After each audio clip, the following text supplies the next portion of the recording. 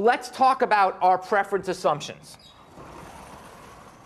So to model consumer preferences, to model consumers' preferences across goods, we're going to impose 3 preference assumptions.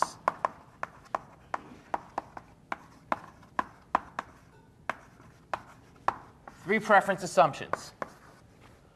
The first assumption is completeness. The first assumption is the assumption of completeness. When comparing 2 bundles of goods, you prefer one or the other. You can't say, I'm not sure. You can't say, I'm not sure. You can't say, I'm not sure. You can't say, I don't know. I don't know how I feel about that.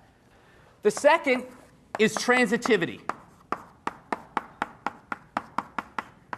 which is this something we've been learning since kindergarten about transitivity, right? In all sorts of different contexts. That's just you for x to y and y to z, you got to prefer x to z. Okay, you guys should do transitivity in your sleep by now. Okay, so the standard transitivity we always assume in math class, we're going to assume here as well.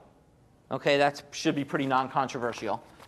Okay, and then finally, and probably most controversial, is we are going to assume non-satiation. Or the famous economic assumption of more is always better. Okay? More is always better. That is, you never would turn down having more.